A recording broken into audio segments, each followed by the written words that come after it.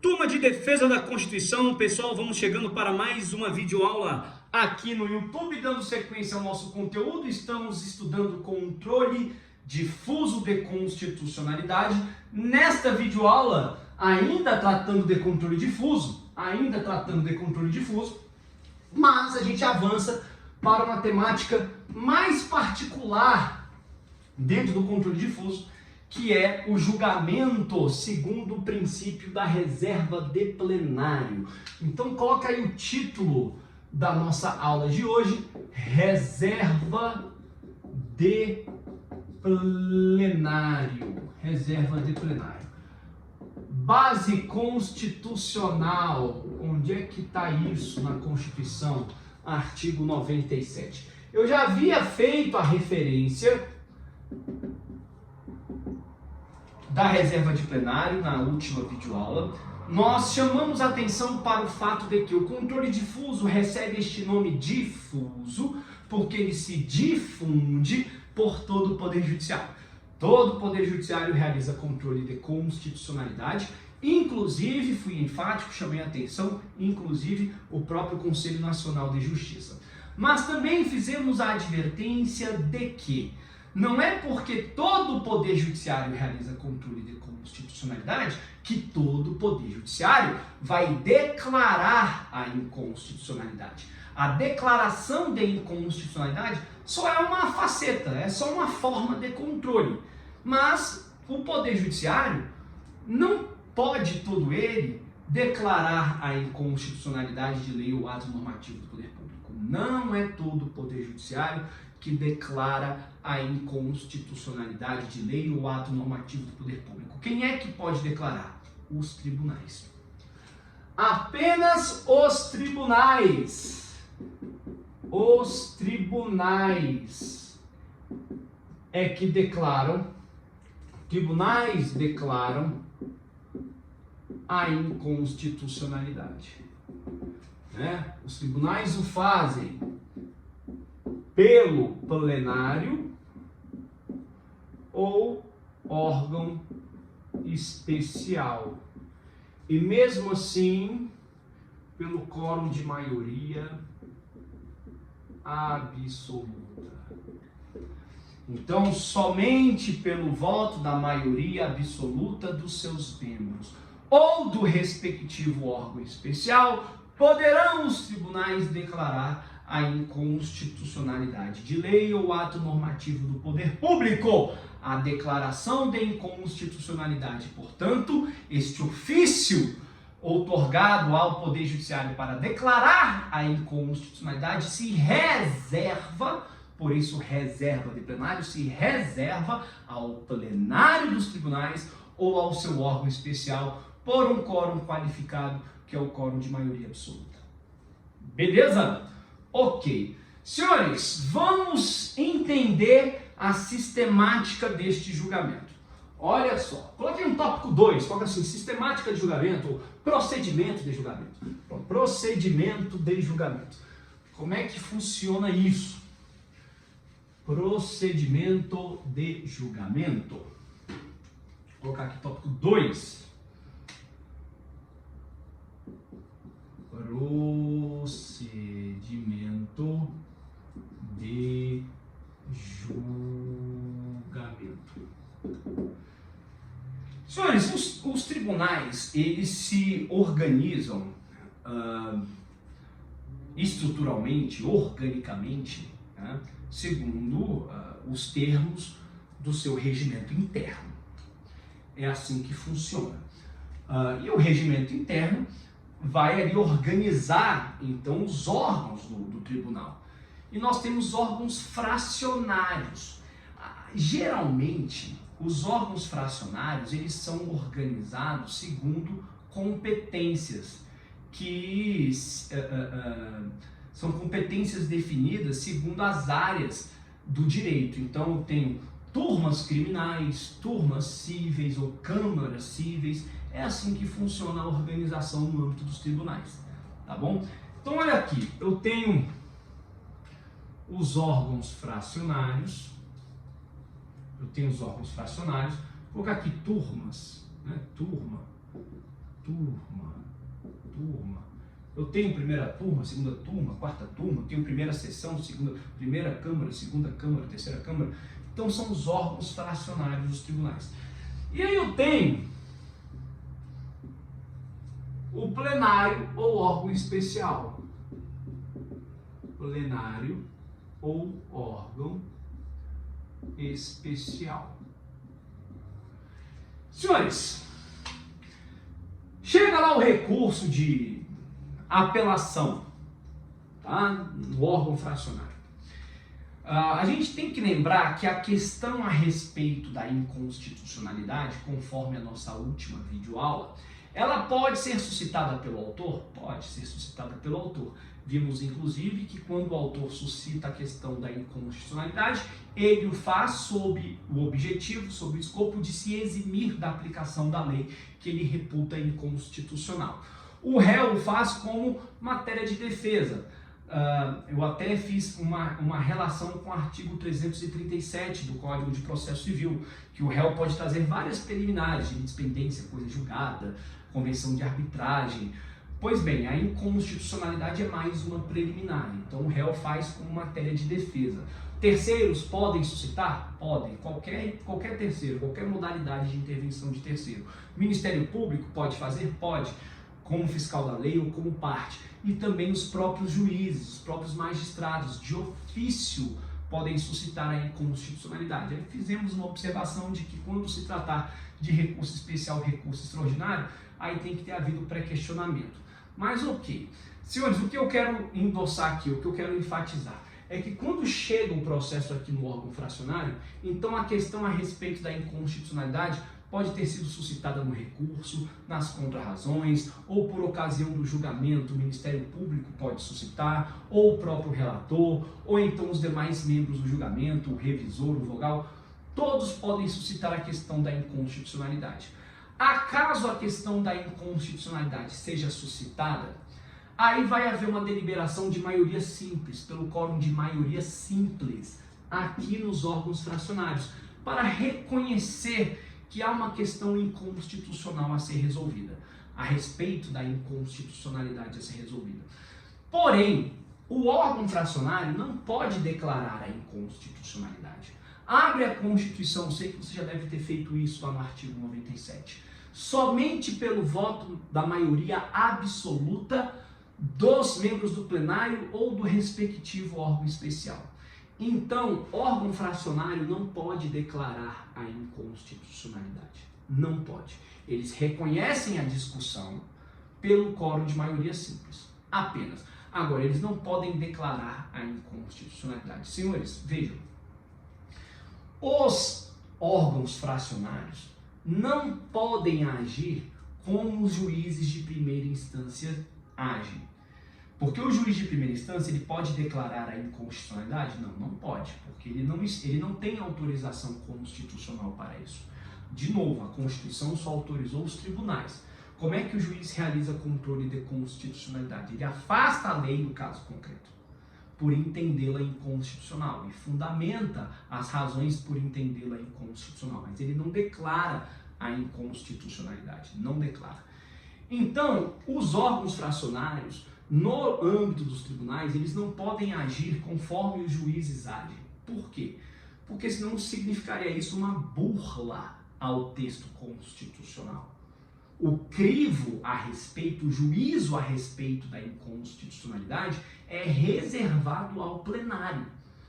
Se os órgãos fracionários agirem tal como os juízes agem, afastando a aplicação da lei por entendê-la inconstitucional, o crivo a respeito da inconstitucionalidade seria burlado. Ou seja, haveria uma burla ao sistema de julgamento segundo a reserva de plenário. Então, os órgãos fracionários, uma vez deparados com a questão a respeito da inconstitucionalidade, eles obrigatoriamente têm que submeter a questão ao órgão especial ou ao plenário. A questão constitucional tem que vir para cá. Eles submetem a questão inconstitucional, potencialmente inconstitucional, porque o crivo cabe ao plenário ou ao órgão especial, que vai deliberar pelo quórum de maioria absoluta. Apenas por maioria absoluta é que eu tenho resultado pela inconstitucionalidade. Se não for atingido este quórum de maioria absoluta, então a lei subsiste constitucional. Tudo bem? Senhores, essa questão constitucional que foi submetida ao plenário ou ao órgão especial, é interessante que se saiba que neste momento aqui houve um efeito devolutivo limitado ou restrito, porque só a questão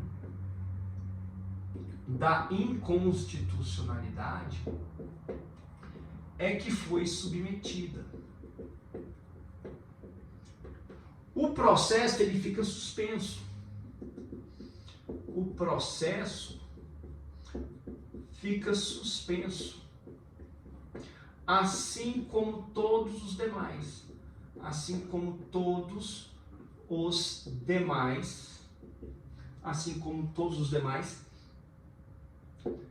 que versem sobre a mesma matéria e estejam regidos pelo mesmo dispositivo legal. Ou seja, o processo fica suspenso. O caso concreto não interessa ao plenário. O processo fica suspenso.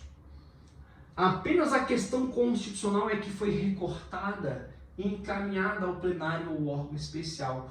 Ou seja, é como se o órgão especial ou plenário fizesse o exame em tese da lei. É a lei X versus a Constituição. É esse o julgamento que acontece aqui no plenário do órgão especial. E o caso concreto? O caso concreto ficou aqui, no órgão fracionário. O controle é difuso? Ele é difuso. Mas, excepcionalmente aqui, ele não terá natureza concreta. Anota isso, ele não tem natureza concreta.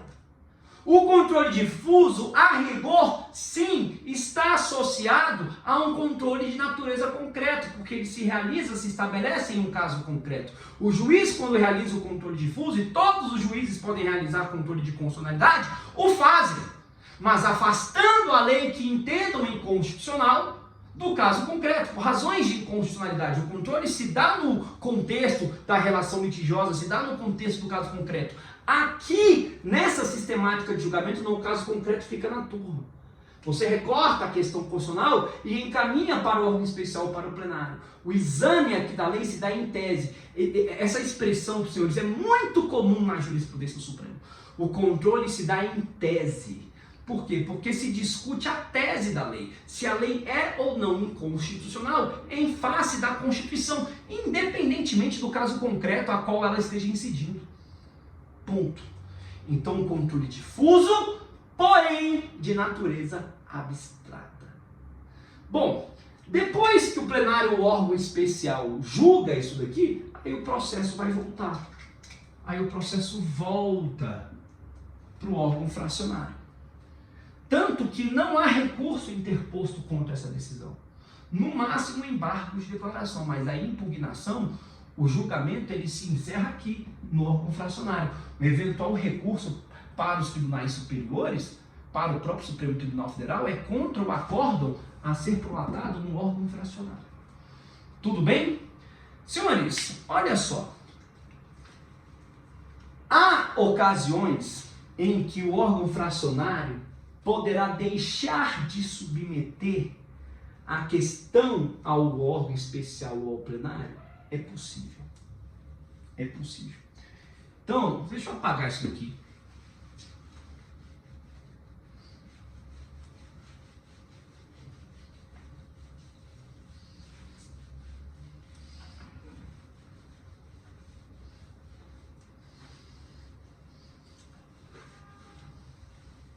Olha só.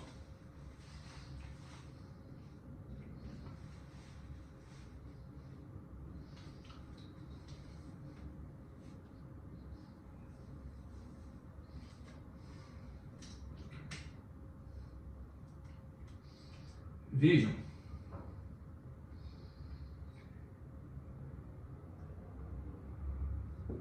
A obrigatoriedade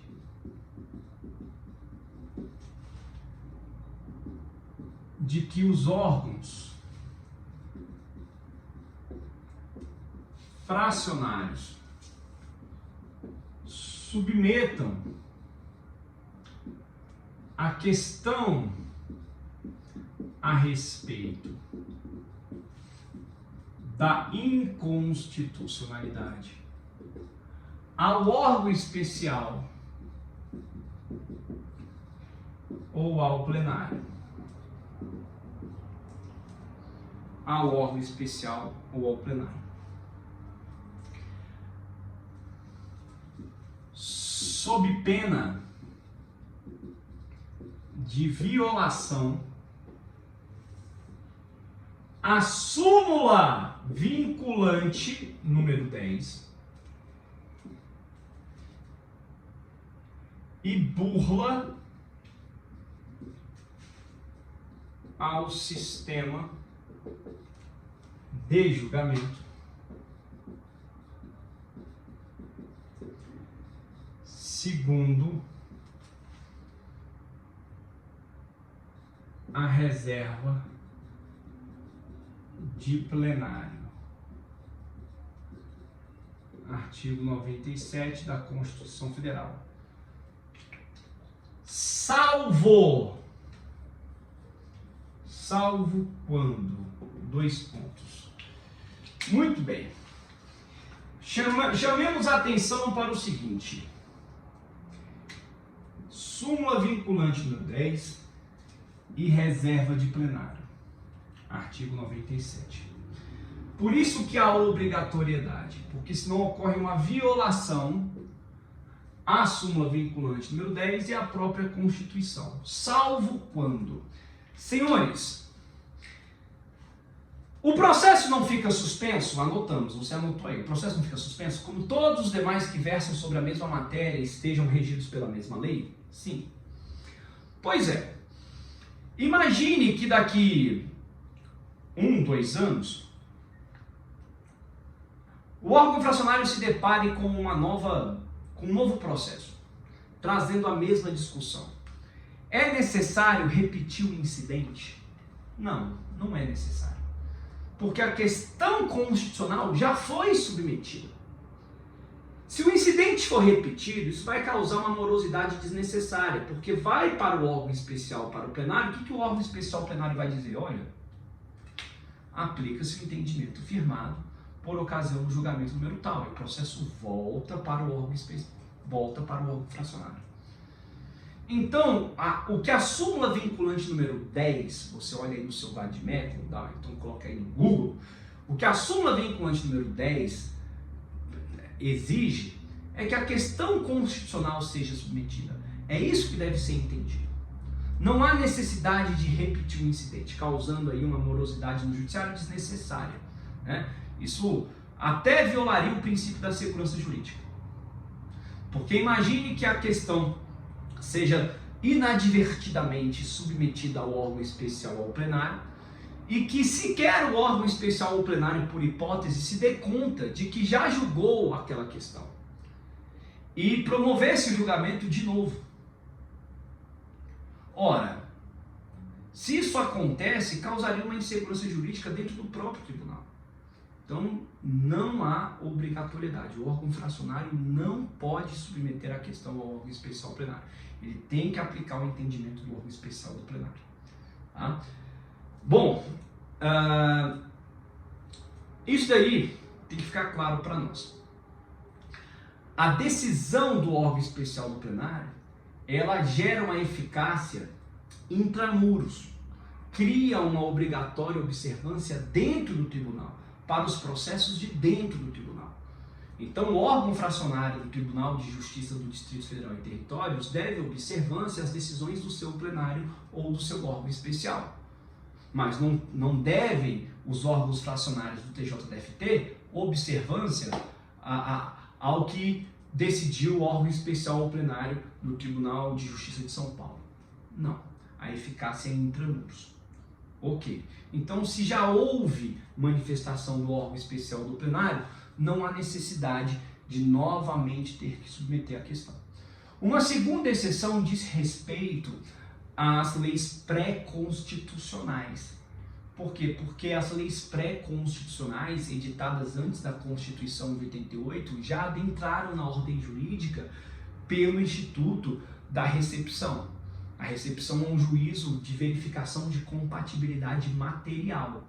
Se já houve esse juízo de compatibilidade, não há necessidade de ter que submeter aquela questão a um crivo do órgão especial do plenário, porque já houve um juízo de recepção. Então, não há nenhuma exigência de que haja submissão da questão potencialmente inconstitucional ao órgão especial ou plenário, porque a lei já foi recepcionada, simples assim. E uma outra exceção ainda diz respeito se já houver manifestação do próprio Supremo Tribunal Federal a respeito daquela lei. Ora, se o órgão fracionário não está obrigado a promover o incidente, considerando que já existe entendimento do órgão especial ou do plenário, com mais razão ainda, ele não precisará promover o incidente se já houver decisão do Supremo Tribunal Federal. O interessante é que essa desnecessidade de submeter a questão ao órgão especial ou ao plenário, tendo em vista haver uma decisão do Supremo Tribunal Federal a respeito, é que essa decisão do Supremo Tribunal Federal a respeito pode ter sido estabelecida inclusive em controle difuso. E quando a gente entende isso, a gente vai ter que lembrar o seguinte: a rigor, a eficácia das decisões no controle difuso é uma eficácia inter partes. Mas se uma decisão do Supremo é observada pelos órgãos fracionários do país inteiro, é porque essa decisão que, tecnicamente, a rigor, produz eficácia inter partes, ela está repercutindo em todos os processos. Os órgãos fracionários estão observando o que decidiu o Supremo, mesmo em controle difuso. E aí a gente vai chamar isso de antecipação dos efeitos vinculantes da decisão do Supremo Tribunal Federal. Antecipação dos efeitos vinculantes da decisão do Supremo, porque os órgãos fracionários estão ficando vinculados a essa decisão do Supremo, mesmo que em controle difuso. Disso resulta um diálogo que eu preciso colocar agora no final desta videoaula com o que já havia assentado anteriormente na nossa última videoaula. Senhores, lembram que eu falei que as decisões no controle difuso, na prática, estão se aproximando da eficácia erga omnes? Então, que essa clássica distinção de que as decisões no controle difuso produzem eficácia inter partes e que no controle concentrado é erga omnes, essa clássica distinção, essa dicotomia, ela vem sendo relativizada. E o princípio da reserva de plenário, essa sistemática de julgamento, quando se observa a desnecessidade do órgão fracionário submeter a questão ao órgão especial ou ao plenário por já haver decisão do Supremo, inclusive em controle difuso, isso justifica exatamente essa percepção de aproximação da eficácia das decisões, porque em verdade essa decisão que a rigor produz eficácia inter partes, estabelecida no Supremo, está vinculando os órgãos fracionários dos tribunais do país. Perfeito? E é exatamente a partir daqui que a gente vai continuar a nossa matéria. Eu vou apresentar os fundamentos de relativização da atuação do Senado Federal no controle difuso. Porque a atuação do Senado Federal, conforme a última videoaula, se justifica para expedir uma resolução senatorial, olha aí a última videoaula, resolução do Senado, que suspende a execução da lei declarada inconstitucional pelo Supremo. E quando a Casa Legislativa Federal suspende a execução da lei, suspende para todo mundo. Então aquela decisão que tinha eficácia inter partes passa pela resolução do Senado a produzir uma eficácia erga omnes. Só que a partir do momento em que a gente começa a observar institutos, sistemas de julgamento que já aproximam a eficácia das decisões do controle difuso de uma eficácia erga omnes, essa atuação do Senado Federal fica prejudicada, fica esvaziada.